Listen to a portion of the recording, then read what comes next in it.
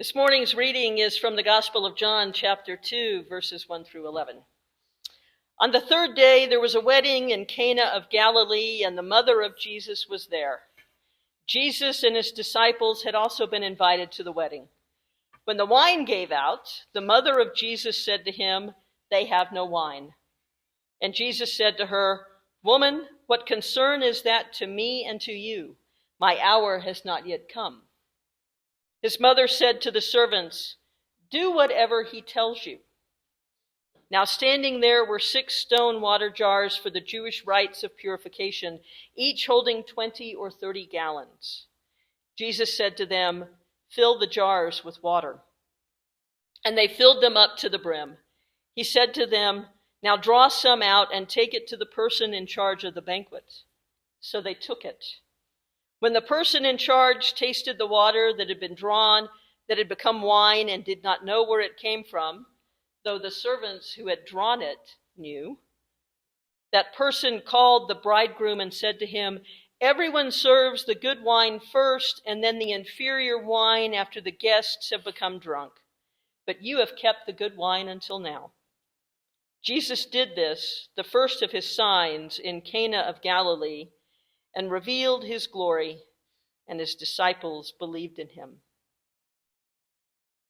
May God bless the reading of this word, and may the words of my mouth and the meditations of all of our hearts be pleasing in God's sight.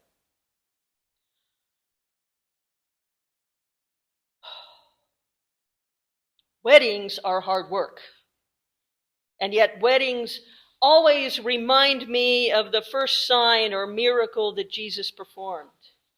You see, I was serving at a wedding in Cana in Galilee, and the mother of Jesus was there. Jesus and his new disciples had also been invited to the wedding.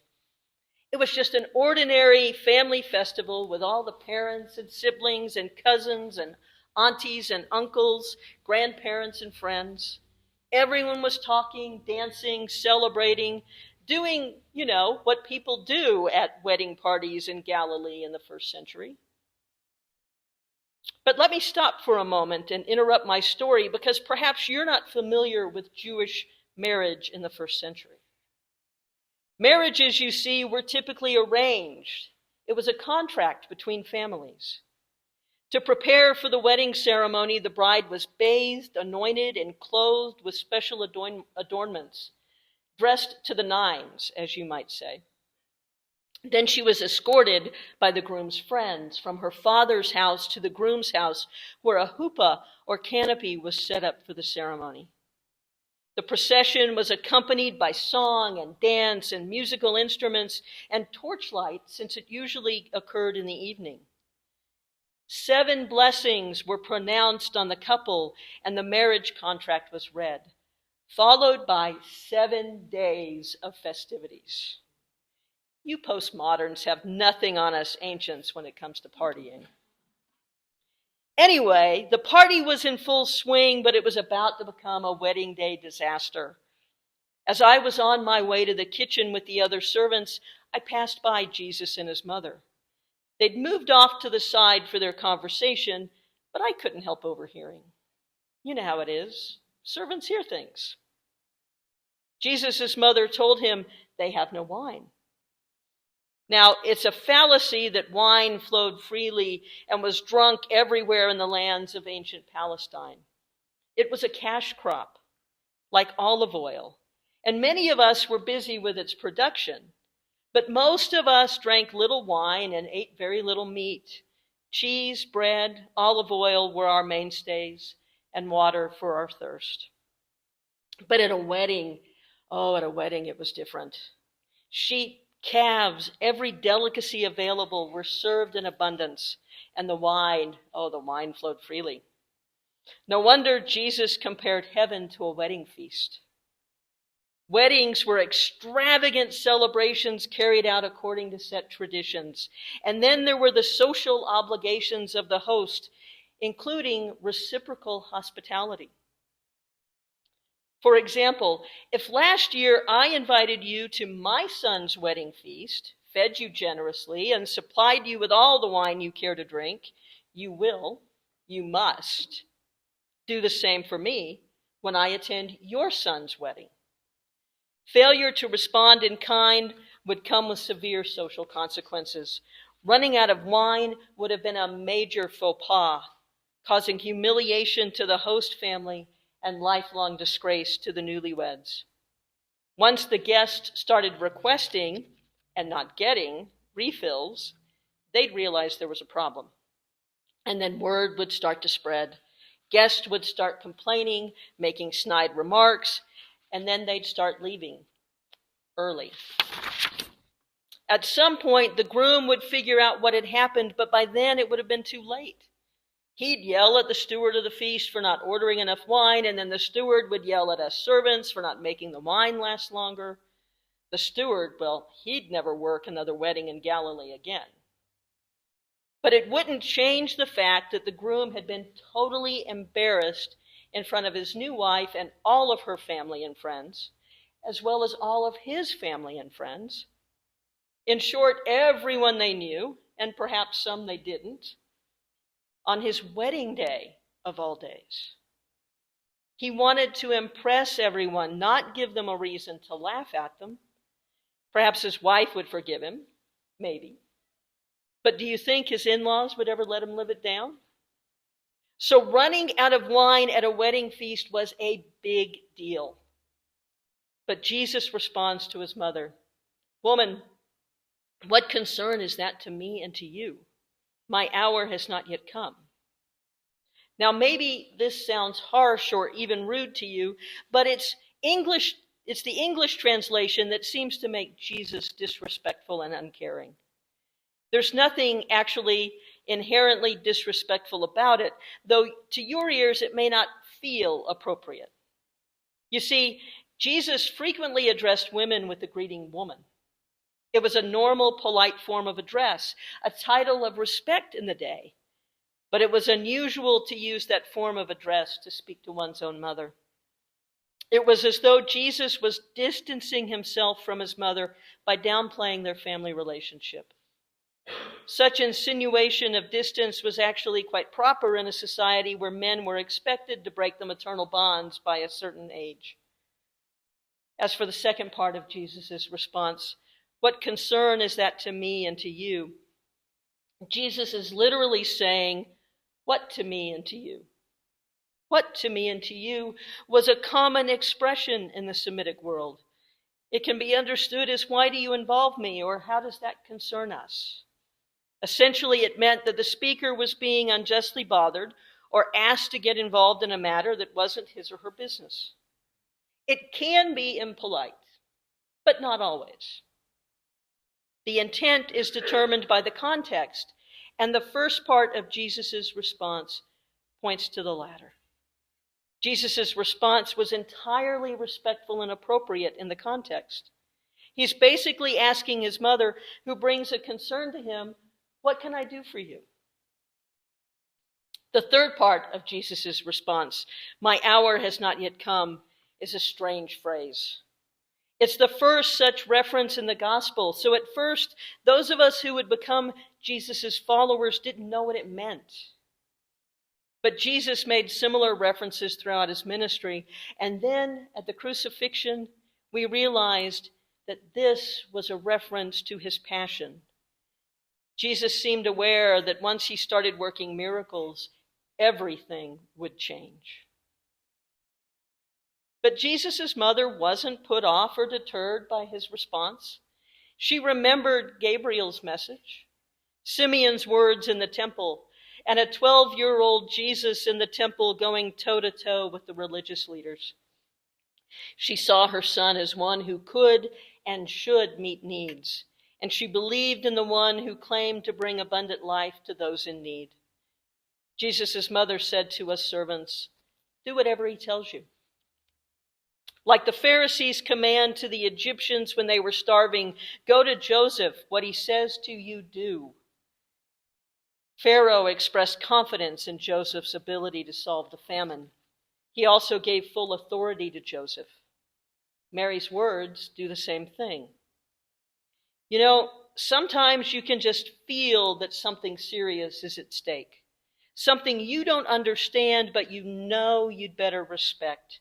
that you'd better pay attention. That's how it was with the words of Jesus' mother. Now, nearby were 6 stone water jars for the Jewish rites of purification, or the cleansing of hands and feet before meals. These ritual purification jars were placed near the entrance of the wedding feast, and as the guest arrived, each would be ritually purified by having a specified amount of water taken from one of the jars and poured over his or her hands. The water jars were hard to make and expensive because they were made of stone and not clay. You see, clay could absorb what was put in it, so clay vessels became unclean very easily and couldn't be cleansed once they were unclean. They'd have to be broken. But stone was harder to make permanently unclean because it could usually be cleansed by washing. Each stone jar held 20 to 30 gallons. Conservatively, that's the equivalent of 120-gallon jugs, or 24 5-gallon jugs. Jesus said, "Fill the jars with water," and we filled them up to the brim. Then Jesus said, "Now draw some out and take it to the chief steward." And the steward planned and presided over the feast, directing us servants and taste testing the food and the wine before it was served. So we drew some out and we took it to him. And when the steward tasted the water that had become wine, he didn't know where it came from. But we servants, we knew. We knew very well where that wine came from. The steward was confused by the sudden appearance of such quality wine, and because as part of managing and pacing wedding festivities, a good steward would serve the best wine on the first day of the event, when palates are, well, let's say more discerning, leaving the less than best wine often diluted with water to stretch it for later when palates were more dull. The steward called the groom over to him and said, "Everyone serves the good wine first and then the inferior wine after the guests have become drunk. But you've kept the good wine until now." He mistakenly credited that good wine to the groom's generosity, when in fact it was Jesus' generosity. Jesus answered the crisis of a depleted wine supply with provisions above and beyond in both quantity and quality what the host could supply. Jesus looked beyond the statement, "They have no wine," to see what it could mean in terms of someone else's humiliation, and what kind of suffering humiliation might be, such that it would be worth stopping, even if it wasn't directly his concern. Jesus recognized and showed compassion for people who were being humiliated throughout his ministry.